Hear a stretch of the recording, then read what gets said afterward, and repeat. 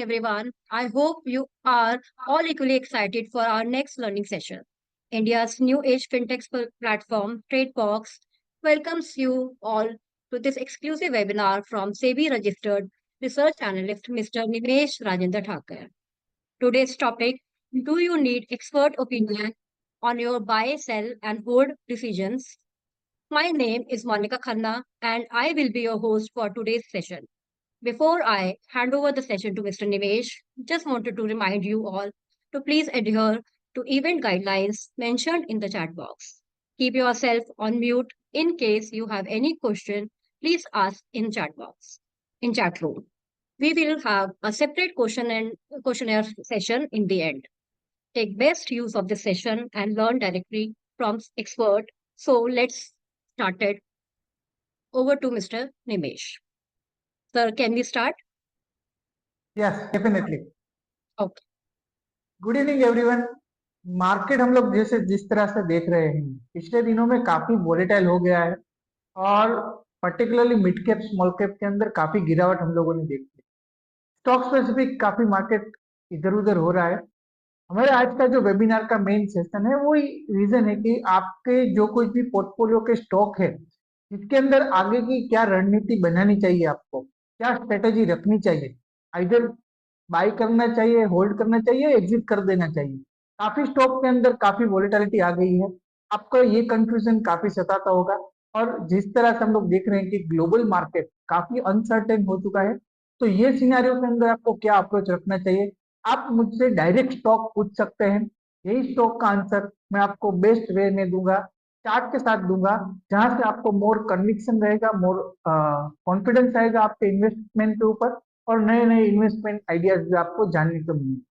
तो मोनिका, हम लोग स्टार्ट करें question and answer session.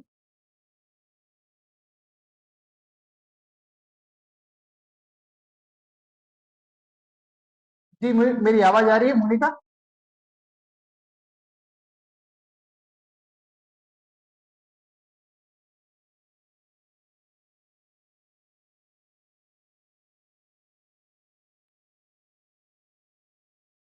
Hello?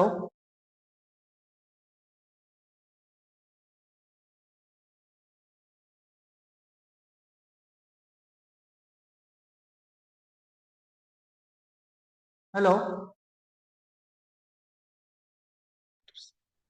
Hello. Yes, मेरी आवाज आ रही है? हाँ सर, आवाज आ रही है। हाँ, तो हम लोग क्वेश्चन आंसर के ऊपर डिस्कशन करें। हाँ सर, बिल्कुल। Sir please let us know on Tata Motors. Tata Motors के अंदर अगर आपका लॉन्ग टर्म नजरिया है तो मेरा व्यू टाटा मोटर्स के अंदर बुलिश है, क्योंकि पिछले दिनों में जिस तरह से स्टॉक ने रिजल्ट्स दिया था, एक बेहतरीन रिजल्ट्स दिया था, प्लस एक रेट सेंसिटिव सेक्टर है जहां पर हम लोग देख रहे हैं कि ग्लोबल मार्केट रेट की कटौती स्टार्ट होगी, पर्टिकुलरली इन यूएस है, तो वहां से काफी डिमांड जो है वो बूस्टअप होने के चांसेस है। टाटा मोटर फंडामेंटली काफी स्ट्रॉन्ग हो चुका है और जिस तरह से कंपनी नए नए प्रोडक्ट पाइपलाइन के अंदर है, not only in Indian market, global market के अंदर, हमें लग रहा है कि टाटा मोटर आने वाले दिनों में बेहतर कर सकता है। ये फंडामेंटल व्यू। चलिए चार्ट को समझते हैं। तो चार्ट की बात करें तो स्टॉक एक ऑल टाइम हाई पे चल रहा है और ऑल टाइम हाई से हम लोगों ने एक डीप करेक्शन देखा है पिछले 3 दिनों के अंदर। अगर आप यहाँ से अगर देख सके तो मेरा मानना है कि अगर 990 के आसपास मिलता है तो आई थिंक एक स्ट्रॉन्ग एंट्री पॉइंट बन सकता है। 990 would be a strong entry point for Tata motor, और टाटा मोटर के लिए व्यू मेरा बुलिश है। 990 के आसपास मैं टाटा मोटर को बाय रिकमेंड करता हूँ और मेरा मानना है कि एक लंबी अवधि के लिए आपको ये स्टॉक के अंदर डेफिनेटली अपने पोर्टफोलियो के अंदर होल्ड करना चाहिए। एक मोमेंटम अगर यहाँ से बना तो शॉर्ट टू मीडियम टर्म में आपको 1200 के लेवल टाटा मोटर में फिर से जल्दी से देखने को मिल सकते हैं।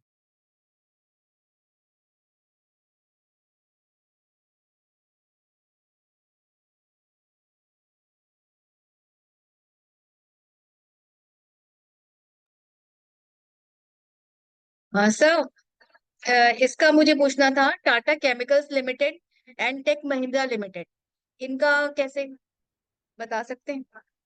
जी, टाटा, देखिए मोनिका, मैं एक दूसरा आपको एक रिक्वेस्ट करना चाहूंगा कि जो कोई भी निवेशक हमें यहाँ क्वेश्चन पूछते हैं तो उसका एक उसका इन्वेस्टमेंट, ये इन्वेस्टमेंट पॉइंट ऑफ व्यू से पूछ रहे हैं या ट्रेडिंग पॉइंट ऑफ व्यू से पूछ रहे हैं, वो जानना काफी इंपॉर्टेंट रहता है स्टॉक का व्यू बताने से। क्योंकि अगर कोई इन्वेस्टर का 2 दिन का व्यू रहेगा और हम लोग 1 साल का व्यू बता देंगे तो व्यू जो है वो डिफरेंट रहेगा। तो मेरा मानना है कि आप प्लीज इन्वेस्टर से ये भी अपने चेक बॉक्स के अंदर डालिए कि आप कितने व्यू के लिए, 1 वीक के लिए पूछ रहे हैं, 1 महीने के लिए पूछ रहे हैं या 1 साल के लिए पूछ रहे हैं, तो वहां से हम लोग जो है उसको आंसर, परफेक्ट आंसर उसको दे पाए। टाटा केमिकल्स की बात करते हैं तो टाटा केमिकल्स के अंदर दोनों व्यू में दे रहा हूँ, short term as well as long term. देखिए शॉर्ट टर्म के अंदर चार्ट स्ट्रक्चर एक साइडवे का स्ट्रक्चर है, तो हम लोग देख रहे हैं कि काफी टाइम से रेंज के अंदर घूम रहा है। नीचे की तरफ जो रेंज सपोर्ट आ रहा है वो 1000 1020 के आसपास का एक सपोर्ट एरिया है, और ऊपर के अंदर 1150। ये 15% की जो रेंज है वहां पर स्टॉक काफी टाइम से मूव कर रहा है। अभी फिलहाल हम देख रहे हैं कि आज का क्लोजिंग 1030 के आसपास आया है। तो रिस्क रिवॉर्ड रेशियो काफी फेवरेबल है फॉर शॉर्ट टर्म ट्रेडर्स के लिए। मेरा मानना है कि टाटा केमिकल्स ये लेवल से बाई करना चाहिए अगर आप शॉर्ट टर्म ट्रेडर्स हो तो। और अगर लॉन्ग टर्म निवेशक हो तो मुझे, मेरा मानना है कि एक जो सपोर्ट एरिया बन रहा है वो थोड़ा दूर बन रहा है, 900 रुपए के आसपास का एक बन रहा है। हालांकि स्टॉक एक कंसोलिडेशन में है, तो अगर आपको कोई डीप आता है मार्केट में वोलेटिलिटी की वजह से 900 रुपए के आसपास की एंट्री मिलती है, तो बेहतर एंट्री बन सकती है टाटा केमिकल्स के अंदर। तो शॉर्ट टर्म ट्रेडर्स के लिए ये लेवल से आप बाई कर सकते हैं।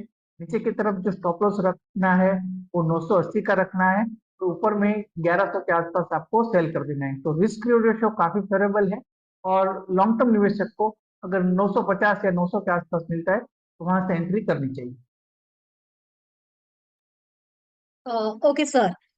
Next question is HAL, BDL, BEL, or Cochin. So, out of these stocks, which all two, and out of this, it is good for long term or not? देखिए ये सारे डिफेंस के stock है, और जिस तरह से हम लोग देख रहे हैं कि डिफेंस सेक्टर के अंदर जिस तरह से हम लोग एक्सपोर्ट कर रहे हैं, डे बाय डे एक्सपोर्ट बढ़ रहे हैं, नए नए ऑर्डर बुक्स आ रहे हैं। बट द मोस्ट इम्पोर्टेंट, ये स्टॉक काफी महंगे हैं। और अगर आने वाले दिनों में वैल्यूएशन जो महंगे है वो कितने सस्टेन होंगे, उसका आंसर होगा उसके अर्निंग कैपेसिटी के ऊपर। अगर अर्निंग कैपेसिटी 100% के सपोज पी है, तो एज ऑफ नाउ अगर देखें तो कोई भी स्टॉक सस्ता या महंगा कैसे डिसाइड होता है, तो उसके जो ग्रोथ रहते हैं, अर्निंग ग्रोथ उसके ऊपर डिसाइड रहता है। और अगर अर्निंग ग्रोथ अगर 100 का पी के ऊपर चल रहा है कोई स्टॉक, तो अगर 100% का ग्रोथ रहेगा कितने साल तक रहेगा, ये सारे क्वेश्चन रहते हैं। तो मेरा मानना है कि फ्रेश एंट्री के लिए ये सारे सेक्टर अभी अवॉइड कीजिए, काफी महंगे हैं। और कोई भी अर्निंग डिसअपॉइंटमेंट आती है ये काउंटर से, तो मेरा मानना है कि एक स्टीप करेक्शन, जैसे हम लोगों ने देखा अभी रिसेंटली जो मार्केट में करेक्शन आया, तो सारे स्टॉक में काफी गिरावट आई थी। एक हाई बीटा काउंटर है, काफी पॉजिटिविटी ऑलरेडी फैक्टर में हो चुकी है, तो यहाँ से थोड़ा कॉशियस रखना चाहिए।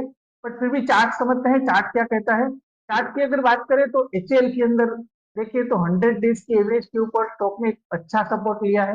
मेरा मानना है कि स्टॉक शॉर्ट टर्म के लिए ये रेंज के अंदर थोड़ा कंसोलिडेट हो सकता है। ऊपर की तरफ अगर बात करें तो 5100 5200 एक रेजिस्टेंस एरिया बन सकता है, और नीचे की तरफ 4400 4500 एक सपोर्ट एरिया है। तो मेरा मानना है कि अगर आने वाले 2 से 3 महीने का अगर आपका व्यू है, तो एचएल के अंदर 4400 से 5100 की रेंज में रहने के चांसेस ज्यादा है। तो अगर कोई भी 4400 के आसपास का डीप आता है, तो आप विथ स्ट्रिक्ट स्टॉप लॉस, क्योंकि ये महंगे स्टॉक है, एक स्ट्रिक्ट स्टॉप लॉस के साथ 4200 का स्टॉप लॉस लगा के ये स्टॉक के अंदर बाय कर सकते हैं। ऊपर में आपको 5100 के आसपास मिलता है, तो वहां पर एक बार प्रॉफिट बुक कर देना है।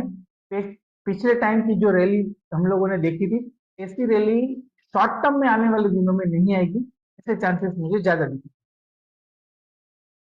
ओके, सर ये सांघवी मूवर्स अभी ये 32% डाउन है। सो हैं। इस शेयर पे क्या करना चाहिए, सेल और होल्ड? कौन सा स्टॉक, मुझे स्टॉक समझ में नहीं आया। Sir Sanghvi movers. सॉरी, मुझे अभी भी स्टॉक समझ में नहीं आ रहा। ओके सर, चार्ट बॉक्स में है, आप देखिए, सांघवी मूवर्स।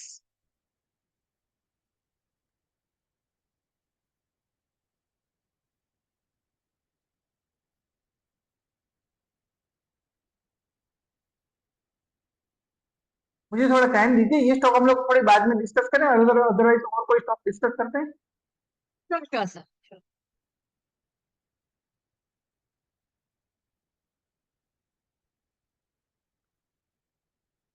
सर नौकरी पे आप कुछ गाइड कर सके तो, in the long term whether it is good or not, hold or sell or what to do.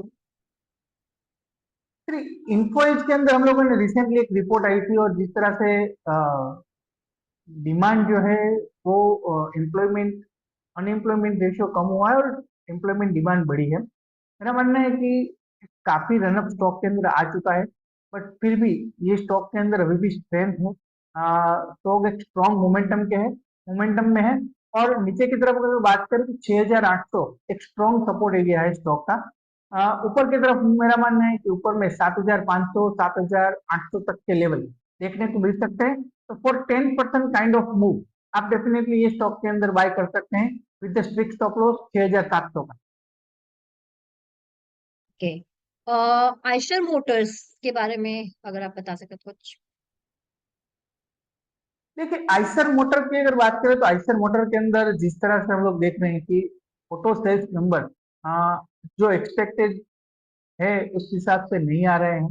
कहीं ना कहीं टू व्हीलर सेगमेंट काफी अच्छा कर रहा है, but premium two wheeler segment जो है वो अच्छा नहीं कर रहा है। बट फिर भी स्टॉक ने ये जो करेक्शन दिया है 5,050 के लेवल से, मुझे मेरा मानना है कि 100 डेज के आसपास एक स्ट्रॉन्ग सपोर्ट एरिया पे स्टॉक ट्रेड कर रहा है।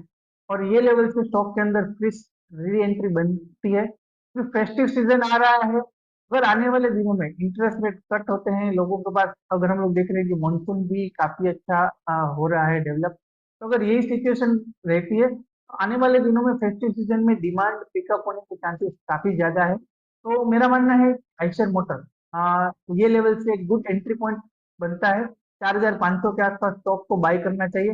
नीचे की तरफ स्टॉप लॉस आप 4,000 नीचे का लगा के रख सकते हैं। और ऊपर में मुझे लग रहा है कि फिर से अगर लॉन्ग टर्म व्यू है तो आपको फिर से स्टॉक में 5,500 से 6,000 तक के लक्ष्यांक देखने को मिल सकते हैं। एक लॉन्ग टर्म नजरिए से स्टॉक के अंदर व्यू मेरा बुलिश है। ऑटो सेल्स फेस्टिव सीजन में पिकअप होने के चांसेस है, उसमें शायद देरी भी हो सकती है, बट ऑल ओवर सिनारियो ये एक गुड एंट्री पॉइंट बन रहा है आइसर मोटर के लिए। Okay sir, what to do with ITDC.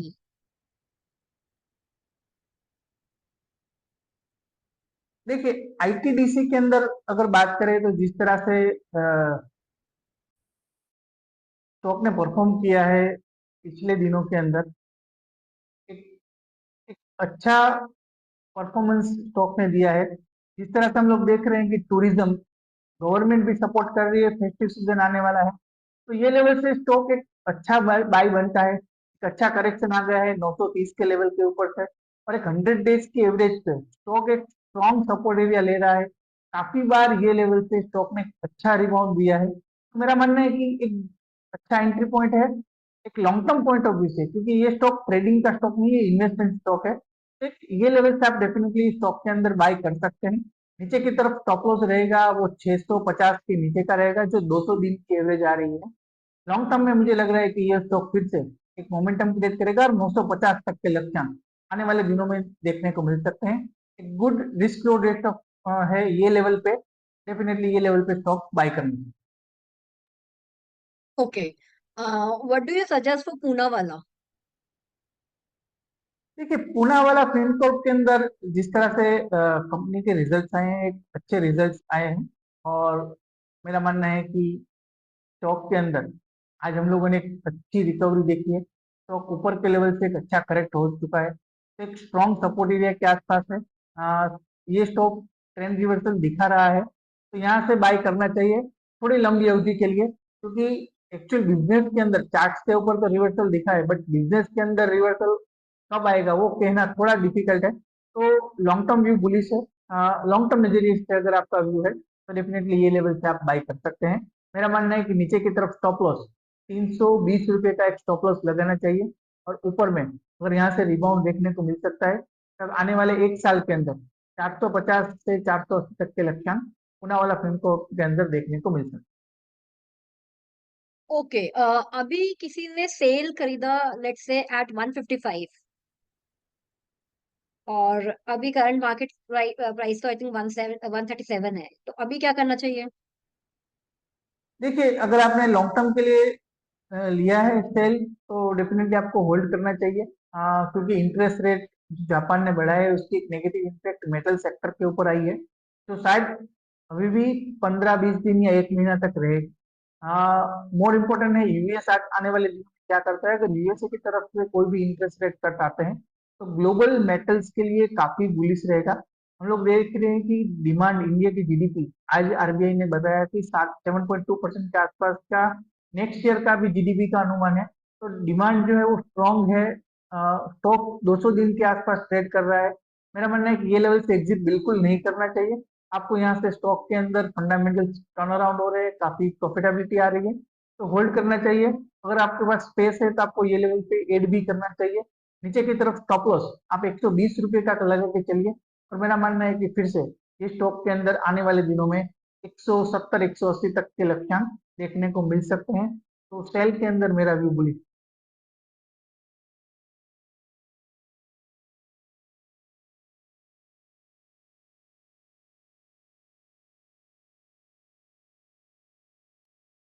Okay, next JSW steel limited, क्या करें? होल्ड करें, सेल करें?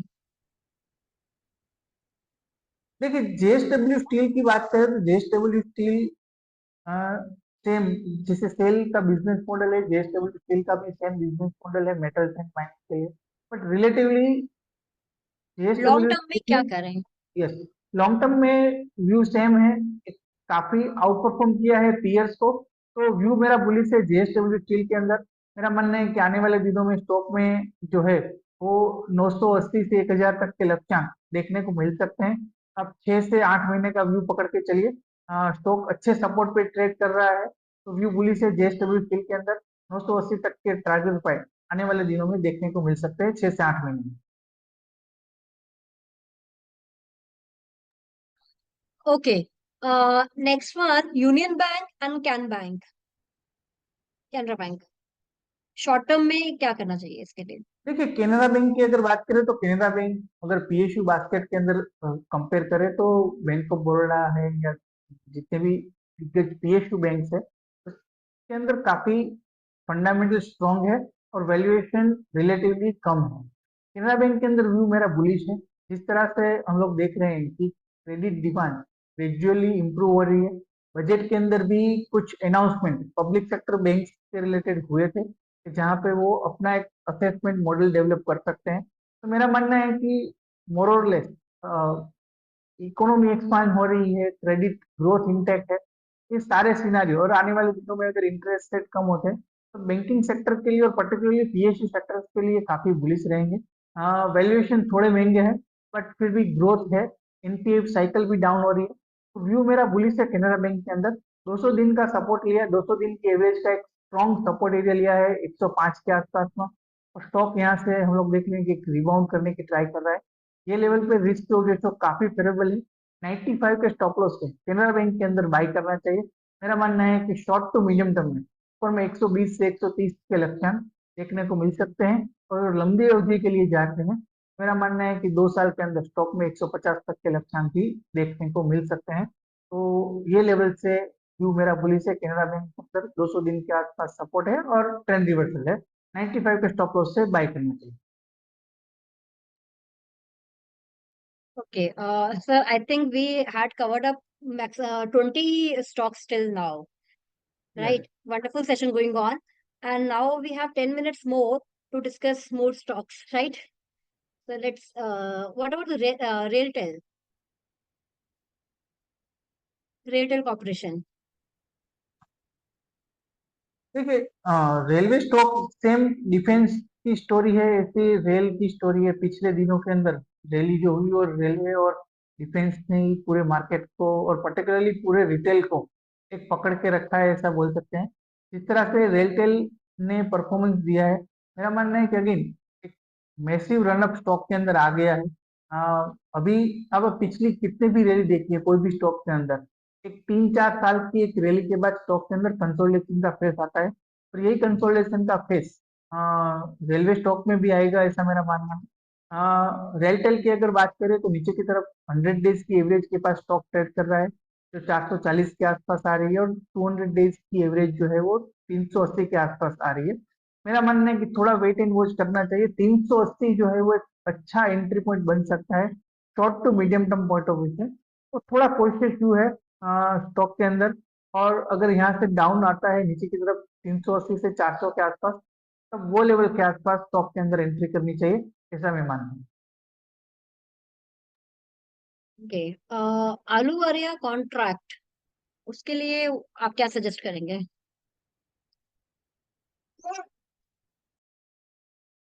देखिए, आहूवालिया कॉन्ट्रैक्ट के अंदर जिस तरह से चार्ट स्ट्रक्चर बना है, मुझे लग रहा है कि एक मैसिव रनअप आ चुका है स्टॉक के अंदर। डेफिनेटली रियल एस्टेट की डिमांड काफी स्ट्रांग है। और जिस तरह से बजट के अंदर भी अनाउंसमेंट हुए, एक सपोर्टिव है सेक्टर के लिए। बट यहाँ से एक रिस्क और रेशो फेवरेबल नहीं है। Be frank, short term trend negative है। लॉन्ग टर्म ट्रेंड जो है वो वॉल्यूम के साथ सपोर्ट नहीं है। तो मेरा मानना है कि यहाँ से प्रॉफिट बुकिंग आने के काफी चांसेस है। अगर आपने लोअर लेवल पे एंट्री ली है तो एक बार आपको यहाँ से एग्जिट कर देना चाहिए। नीचे की तरफ मेरा मानना है कि 1000 1050 के आसपास ये स्टॉक मिल सकता है। वैल्यूएशन काफी महंगे हैं, और मार्केट में थोड़ा इधर उधर हुआ तो ये सारे महंगे स्टॉक सबसे पहले गिरेंगे। तो कोशिश व्यू है, मैं आपको एग्जिट की राय देता हूँ। मुझे लग रहा है कि स्टॉक के अंदर करेक्शन आना चाहिए। 1050 के आसपास के लेवल एक good entry point short term के लिए बन सकता so even for the long term also आप ये सजेस्ट करेंगे कि सेल करना चाहिए अभी? है। यस, जो लॉन्ग टर्म निवेशक है उसको भी एक बार एग्जिट करना चाहिए। ये एग्जिट लेवल करना से चाहिए। स्टॉक नीचे की तरफ मिल सकता है। Okay. Okay. Tech Mahindra limited.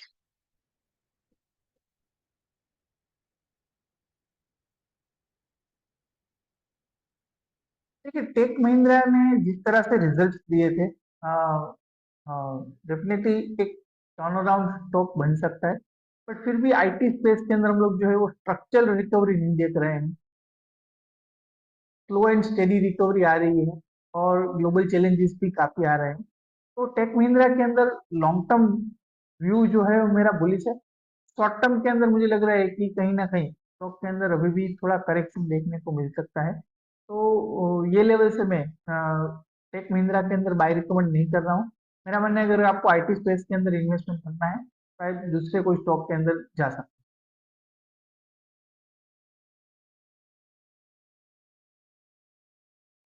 Okay. संदूर manganese.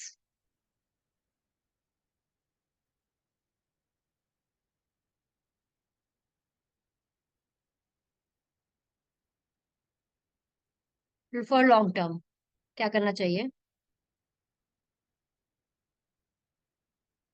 देखिए, संतूर मैग्नीज के अंदर लॉन्ग टर्म व्यू जो है वो जैसे मेटल स्पेस के अंदर हमारा बुलिश है, तो मुझे लग रहा है कि संतूर के अंदर भी काफी टाइम से स्टॉक में कंसोलिडेशन में चल रहा है। एक रेंज के अंदर चल रहा है। पिछले 3 महीने अगर आप देखें तो 530 से 550 के आसपास तो घूमता रहता है। एक ब्रेकआउट आना जरूरी है। अगर ब्रेकआउट की बात करें तो ऊपर की तरफ जो लेवल्स बन रहे हैं, वो रिसेंटली जो हाई बनाया था अराउंड 620 के आसपास का, वो लेवल बन रहे हैं। मेरा मानना है कि 530 एक गुड एंट्री पॉइंट बन सकता है।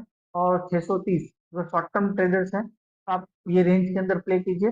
लॉन्ग टर्म के लिए मेरा मानना है कि अगर 630 के ऊपर ब्रेकआउट आता है स्टॉक के अंदर तो एक नया मोमेंटम क्रिएट होगा, और आने वाले दिनों में 750 से 800 तक के लक्ष्यांक देखने को मिल सकते हैं।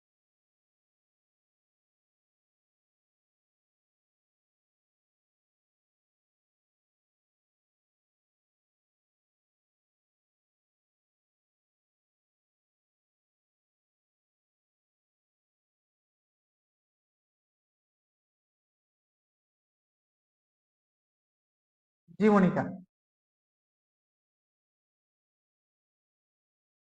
सर आप अपनी तरफ से कुछ रिकमेंडेशन देना चाहेंगे किसी किसी स्टॉक को लेकर?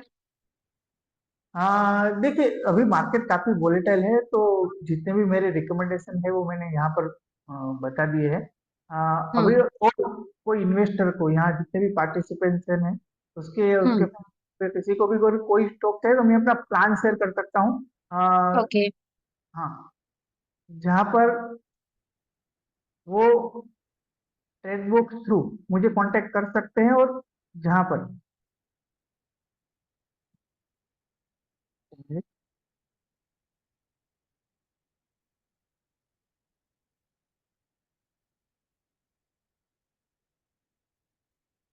Sure, sir. Chat box में मैंने I have put the link also for your हाँ plans.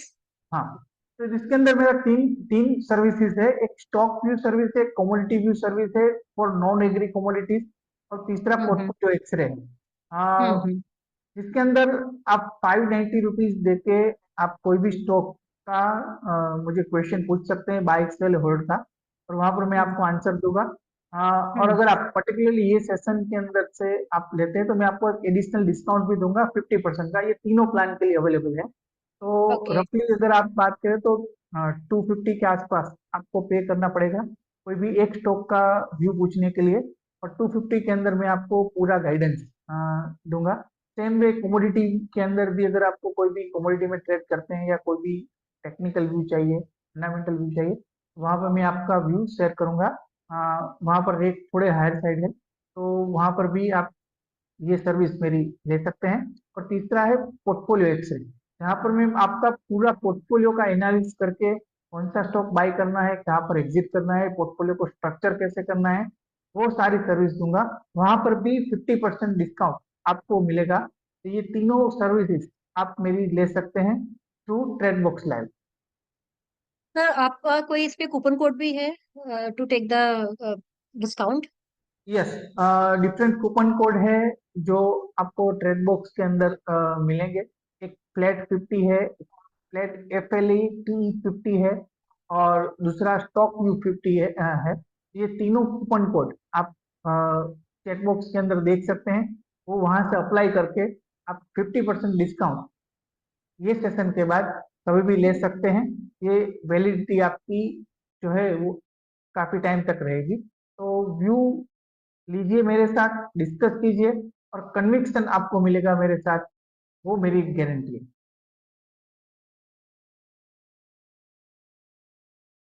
Fine, sir. So these are the three coupon codes for the three different plans, है ना? Yes, Right?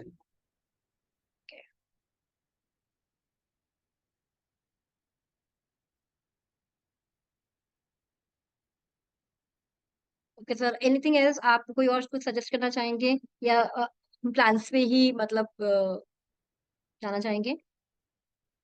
Plans all thing almost मैंने clear किए हैं। ये explain कर तीनों दिए। प्लान अपनी वेबसाइट के ऊपर भी, ट्रेड व्यू के ऊपर भी ये सारे प्लान्स की डिटेल है। वो प्लान के अगर आपको कुछ कंफ्यूजन रहता है तो आप जो है वो उसके अंदर पूरी डिटेल दे रखी है, आपको क्या मिलेगा कैसे मिलेगा। राइट। तो आप डेफिनेटली मेरा कांटेक्ट कीजिए, आपको एक अच्छा एक्सपीरियंस रहेगा मेरे साथ। ऐसा मेरा मानना है। Yes, we धन्यवाद। can see that also that we had a wonderful session with you and जी, so many recommendation, so many valuable information you had given. So right. thank you all for joining us today for webinar. We hope it is valuable and informative for all. Before we close, I like to thank Mr. Nimesh for sharing his expertise and his knowledge with us. And to our audience, thank you for your active participation and engaging questions. Okay, do share your valuable feedback on the form shared in the chat box. Also, we will share the same with you over the email. Your feedback is really important to us. Don't forget to check our website, tradeboxlive.com, for all market related information directly from SEBI registered experts. We look forward to having you join us in our future webinars also. Thank you so much. Thank you. Thank you so much, Nivishta. जी, Thank you. Thank you.